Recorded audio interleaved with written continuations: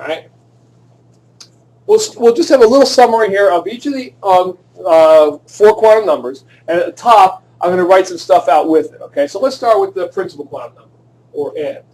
Oh, still on that big fat thing. Hold on. All right. So the principal quantum number. The principal quantum number. Quick and dirty definition of the principal quantum number would be the energy level, right? I'll just put down energy level underneath here.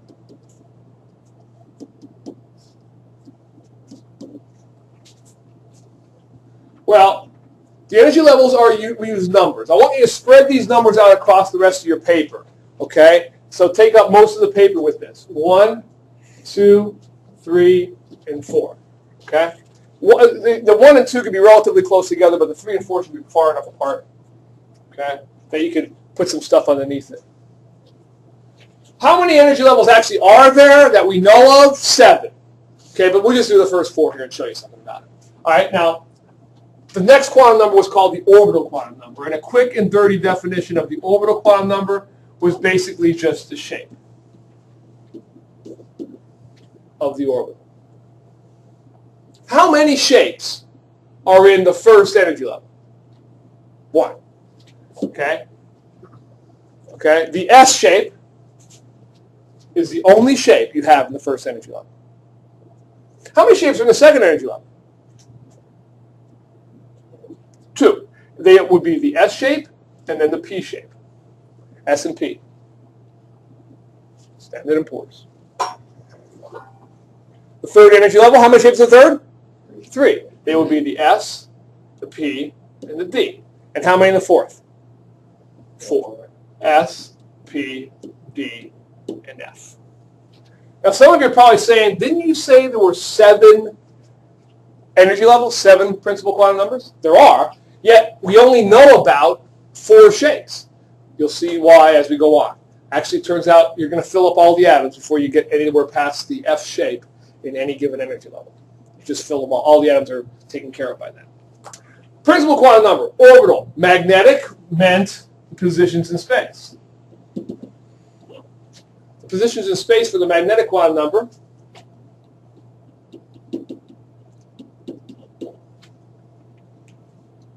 how many positions were there, did I tell you, for the S shape, the spherical shape? How many positions?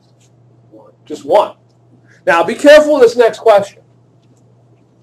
The second energy level has the S and the P shape. I'm only asking you about the S shape. How many positions will be for the S shape that's further away from the nucleus? Just 1. But how many positions will there be for the P shape that's also in the third energy level? 3. This S in the third energy level has 1 position, I should say. 3 positions for the P, and how many for the D? 5. Fourth energy level, 1, 3, 5, and 7. Now I'm going to draw lines straight down so they don't get them all mixed up here, because it is getting kind of confusing.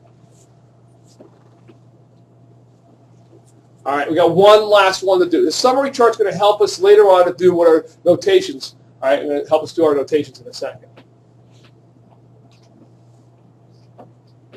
The last one is called the spin quantum number. Now I know that means the spin, obviously, but it also tells us, as far as we're concerned, it tells us the number of electrons per position. What's the maximum I can have because of the spin quantum number? The maximum I can end up having in any position? Only 2. So I could fit 2 in the first energy level, period. That's it. Second energy level, however, can fit 2 in the S shape. 2 could fit in there. And then how many total could fit in the 3 Ps? 6. Yeah. The third energy level could have 2, 6, and 10. And the fourth energy level could have 2, 6, 10, and 14. All right, we're almost at an end. Let's draw a line right across all this and underneath. You're going to see some numbers underneath all these that you remember memorizing back in biology class probably, maybe even in middle school. The maximum number of electrons per level. Number of electrons. E with a minus sign generally is a short way of writing an electron. How many total electrons fit in the first energy level? Total. 2. That's it. How many fit in the next energy level? 8. 6 and 2 is 8. Third energy level fits 18. How about the next energy level? 32. And that, you may remember having to know those numbers for some reason and never understanding why. That, when you filled them in, when you did those worksheets in biology, they were generally done, like this. All right, because I taught bio, it was 3 years ago. So you put an electron here and here. Then you can fit 8, around there. And then you can fit 18 around that one. And that's how you did it. If you don't remember doing them, I don't blame you. It was probably only done for like one day, and then you never saw it again. Remember, that's not like chemistry. You've already been noticing how things don't go away here. You're going to be using, significant figures and all that other junk all year long. But that's how many electrons can fit in every one of these energy levels. Okay, now we're going to have to find a way to use these quantum numbers to be able to identify every element's electrons. Everybody up there has got to have a different set of quantum numbers for his electron. And that's what I'll do. Well, I guess I'll start it now so I'll give you more time. Normally I would end here, but let's do it now so I'll give you more time to work on that worksheet because you got 2 periods and I am going on here. All right, so how do we write electron notations? If you didn't totally understand everything about what I just said, it's not a big deal. Okay? What is a big deal? Being able to use the quantum numbers. To be able to write. All I did so far was explain the quantum numbers to you. I told you what they mean. If you don't know what they mean, on this test it will cost you some points. I'm going to have questions on it, of course. It won't cost you a whole heck of a lot of points if after this chapter you don't know what they mean. You just have to be able to use them. That's what I got to show you how to do. Use them now.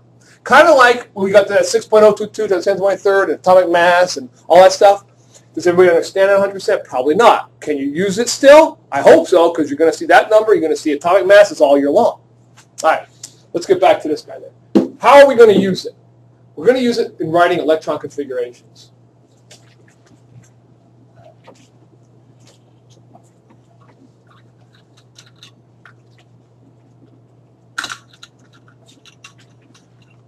Now, we will take a break when the bell ring, or whatever, 20 after, whatever. But I want to continue, at least now, for a little bit. All right, electron configurations. This is where the, stuff you need to know. We're going to learn to write orbital notations right now.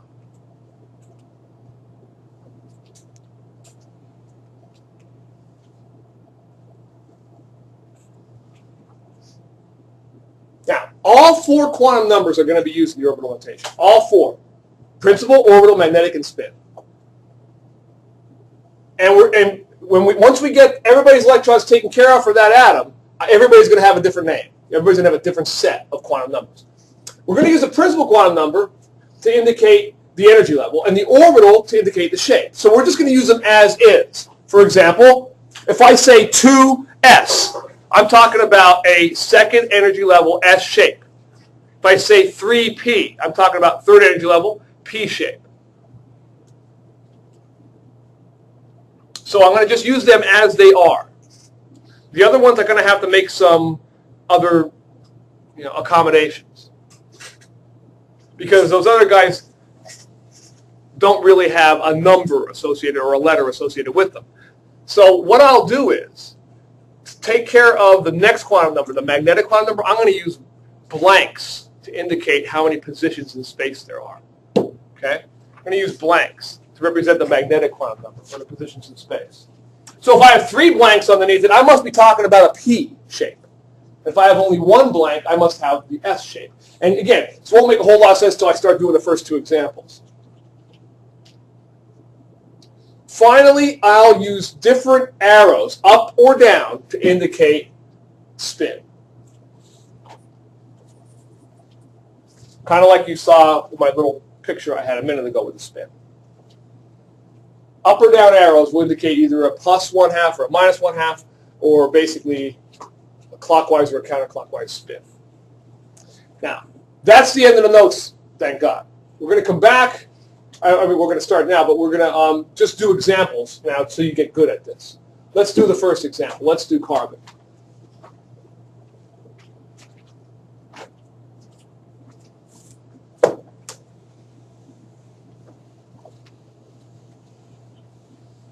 How many electrons does carbon have? Carbon has 6 electrons. Everybody agrees, 6 electrons. Remember that little E with a negative sign just means electrons. Now let's say I had an empty carbon atom, and I threw an electron in it. Like if I threw, this pen into a box, it's going to go to the bottom. It's going to go to the lowest energy. So what energy level do you think that electron's going to go down into? The first one. So I'll simply write down 1. How many shapes are in the first energy level? Just 1. What shape is it? They go in order, S, P, D, and F for stability. 1s. How many blanks, how many positions in space are there for the S shape? Just 1. So I'll put 1 blank underneath it. And finally, how many electrons total will fit into that blank? 2. One will have to be spinning up or clockwise, the other one spinning counterclockwise. And to indicate how many total are underneath it, I'll put a little superscript of 2. That's how many arrows are underneath that guy. There he is. That's the first 2 electrons. Now, have I completed carbon? No, I've only taken care of 2 electrons. Where do you think the next electrons are going to go? If I had an empty carbon atom, I was throwing electrons into it. What energy level? Second, because the first energy level is filled up, remember? He only had 1 shape. Second energy level. Now, the second energy level, he has 2 shapes.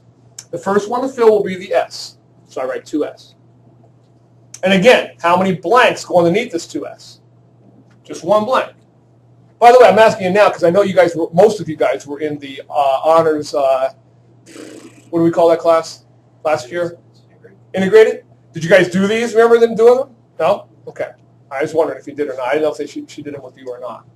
All right, this S only could hold 2 electrons again. And so I've taken care now of 4 electrons out of the 6 for carbon. Hold on. Where the next one's going to go? What energy level? Still the second. I have not filled the second up. I'm going to move him over a little further because the shape that hasn't filled up in the second is what shape? The P. And the P has how many blanks underneath them? 3. He has 3 positions in space. I'm not drawing them anymore. I'm not doing this anymore. This, and then this, and here, and this. I'm not drawing. I'm not expecting you to understand all that. It's nice if you do, but I don't think you're gonna.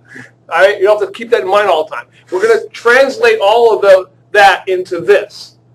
Now, how do I know when to stop this process? How many electrons do I need for carbon? 6. I've already taken care of 4. Now, there's something called Hunds Rule, which we're going to get to tomorrow, or Tuesday, I should say. It means the electrons go in one at a time. They go into a blank one at a time, into a position one at a time. It's just more stable that way. There's only a 2 up here, and that tells you how many total are in the P below him. And that's it. You are done with carbon. That's it. Now, let's do the next one. Hold on a second. By the way, again, I know right now most of you are probably looking at this and saying, okay, I'll learn how to do this, but I still don't know why. All right? You have to trust me on this. You will need this.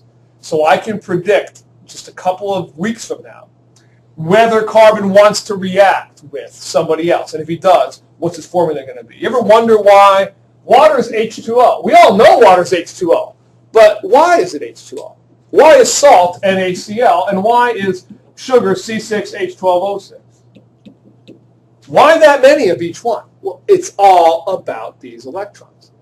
It's all about that. Once you know this, you'll be able to predict the formula for water, salt, and a billion other things using the periodic table and the electrons.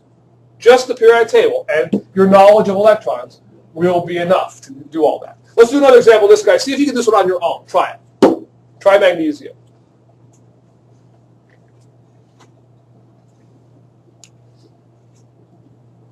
You got to fill up how many electrons for magnesium? 12. All right, so you guys fill in 12 electrons starting that. See if you can do it. Starting with 1s and keep going.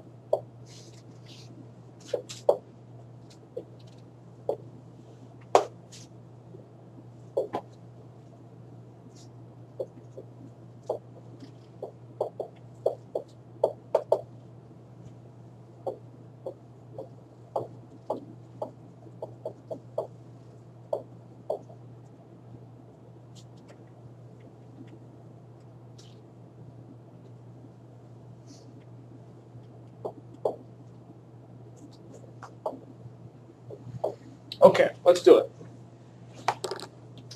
Hopefully you all did this.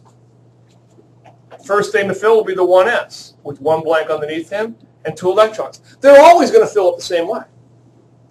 What I draw for carbon is going to be what I will draw to write iodine with 53 electrons. I'm going to start and go this way. And when I do magnesium, everybody, by the time I do magnesium, I have already done sodium, neon, fluorine, oxygen, nitrogen, carbon, everybody. Right now, what have I drawn before I go on to the next one? What is that guy? He's helium. You see why? Because helium has 2 electrons. 2s.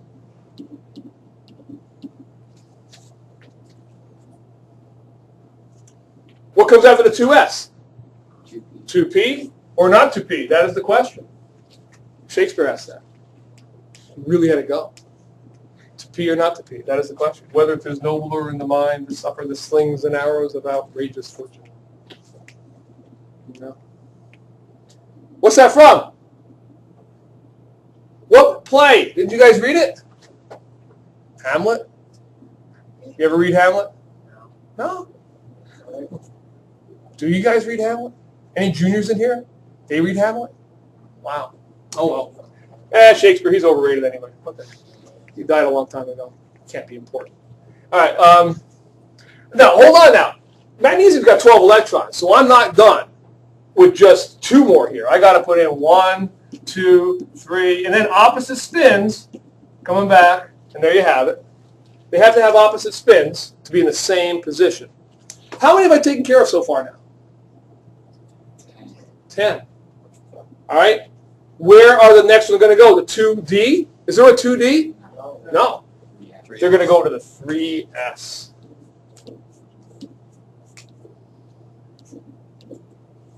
And how many do I need? 2. Okay. And what does that give me? I'm done. If I want to do the guy after magnesium, aluminum, guess what he's going to look like? I'll put 1 more over here. What will it probably be? 3p. 1 electron to go in there. Okay? Again, I now have a way of talking about any one of these electrons with his own name. I can talk about the second energy level, P-shaped electron that's in the blank, whatever magnetic quantum number, and with a spin that's clockwise or counterclockwise. They're all different. Everybody there is different. That's good because I needed to be able to do that before I can go on. It could be a real pain. I really don't want to have to write this notation out for a guy who has 105 electrons. So you're going to show us the simplest way. I'm going to show you a simpler way. Why don't you just start No. There's a reason. Okay. You do have to know how to do this. I'm going to ask you to on the test, but the fact is, you're right. In the future, this is the long way. It's good that you understand it, but you're not going to use this as much.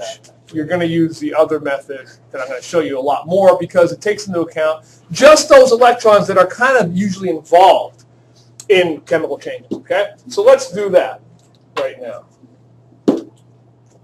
It's called the Electron Dot Notation, and it will be a lot shorter.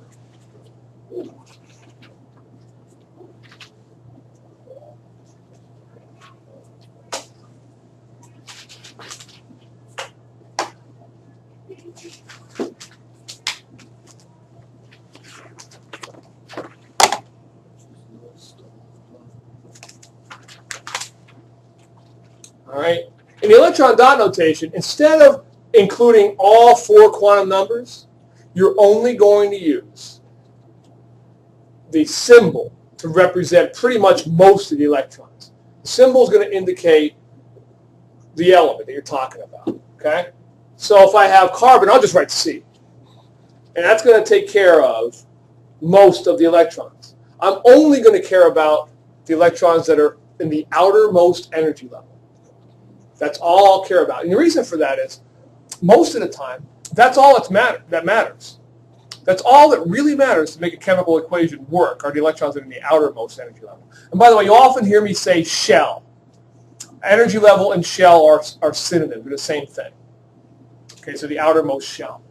Okay, that's what we'll use. And we'll use dots to indicate the electrons in the outermost shell, or outer valence shell, or valence electrons. You ever hear of valence electrons? Yeah. You might have. In biology or in integrated, you might have heard that before.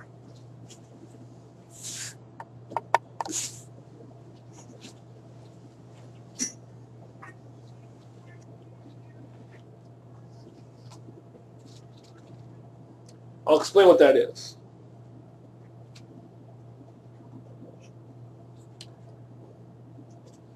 If I draw an atom, there's always going to be a shell that has electrons. That's the last one to fill, the ones that are furthest from the nucleus. Those are the guys who are generally involved in chemical reactions. They're the guys that are held the weakest and are usually either lost or shared with other guys when they form a new, other elements when they form a new compound. All right? So we call that the valence shell. That's the one we have to worry about. Now, we're not doing chemical reactions this chapter, so let's just learn how to write them first. We're going to use a general formula over here. General formula is going to look like this. Whoops. All right. If this is your symbol, we'll make X for the symbol. Okay? If that's your symbol, so for example, if it's carbon, what would the X be? C. All right? You would fill up the electrons around the outside. And the S electrons will go here, and then you'll put the P electrons around like this. Okay? We'll call that P1, P2, and P3. So that's your basic general formula for this guy, how to draw these. Now again, that won't make a whole lot of sense until I do an example. Let's do the same example we just did for carbon a minute ago. Okay? I'm not going to rewrite him. You already have this real quickly. Don't rewrite him here. I'm going to just do it real quickly.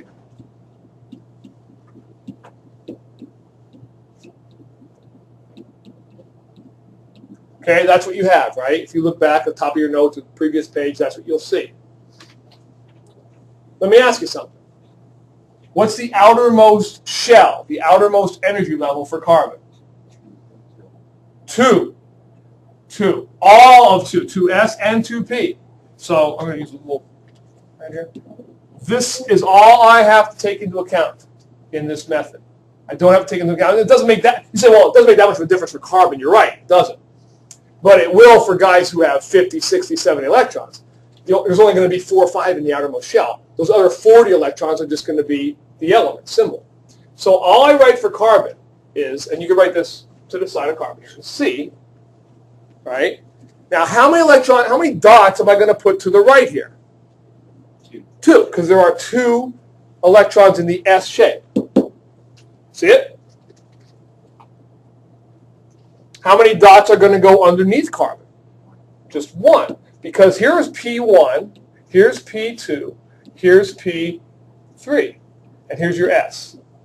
So the first P is 1 dot, this P2 has 1 dot, and this P3 has none. He's got nothing, right? That's it. That is your entire thing. That's all you'd have to draw. Let's try it for magnesium. Look back to your magnesium and see if you can do it for him.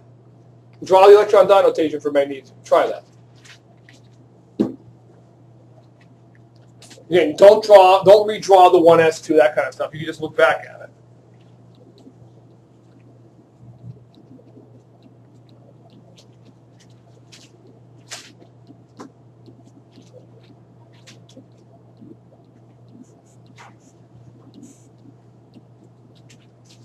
Okay, that's what you already have drawn. Don't draw that again. What do you think magnesium's electron dot notation is going to look like? First of all, what's his symbol?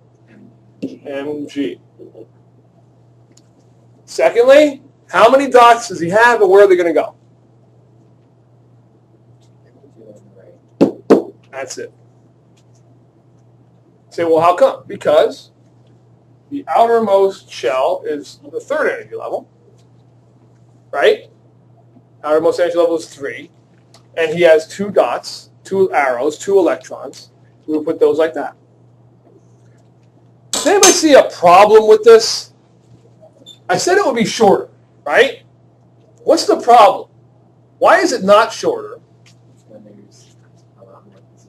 No, that's not what I'm thinking of. Why, this method that I'm using right now, how are you doing it? Are you having to draw this whole thing out first? Yeah, you do. As of right now, you do. You're not going to when I show you a trick, but right now you do. So how is this any shorter if I've got to do all of this first? It just makes it longer. You don't have to do all of this first. I'm going to show you a trick. Check this out. If you look at your periodic table up there, go ahead, look up. Say I wanted to know, give me a guy. I want to know what his electron dot notation is going to be. Sulfur. Sulfur, oxygen. Okay, let's do both of them. Okay? Want to know what sulfur is going to be? Sulfur's electron dot. Oh, sorry. Sulfur's electron dot notation will look like this. You know what oxygen's will look like? It'll look like this. Want to know what? Look at rubidium over there, number 37. Rubidium. Want to know what iodine look like?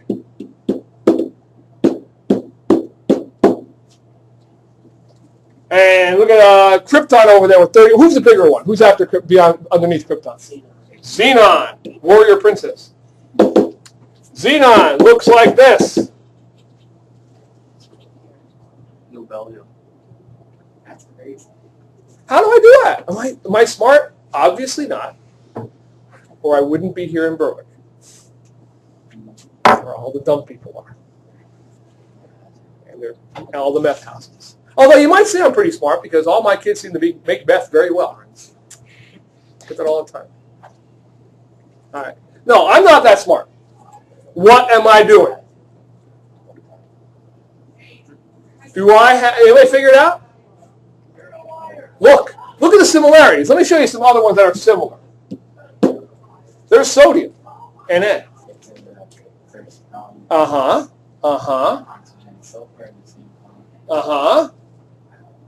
Can you figure it out? The dots correspond to the columns. Yeah, exactly. However many dots you have. That's why the periodic table is arranged this way. It's arranged this way on purpose. The periodic table is there to make everything easier. The number at the top, the group number, tells you how many electrons he has in his outer shell. Now, the other question then becomes, how do I know how to fill them in? It's really not that hard, if you think about it. First of all, let me take the first half of that. Rubidium, sodium. Everybody in group 1 is going to have 1 dot to the right. Everybody in group 2. You saw what magnesium was. Guess what calcium is? That's calcium. He's right below magnesium, right? Everybody in group 2. Now, there's a couple of problems with this. What about the guys who aren't in a group? Those in the middle. I'll talk about them. Don't worry about it. The other problem is, how do I know how to fill them in? That's not hard either. Watch. Remember, the general formula said this. The S fills up here, and then the P, and the P. Well, what always fills first? Yes. So whatever you're drawing, you'll put your first 2 dots in there, and then you'll go around. Remember Hunds Rule, I said, was called. We're going to see it later. You're going to go around one at a time until they come back and pair up, and that's how you'll fill them in. Now, there's a third problem. You're probably saying, well, what about if you have more than 8? You just keep going like this, and you have dots all over the place? Never have more than 8. You'll never have more than 8. Say, how can that be? You will see. Not till Tuesday.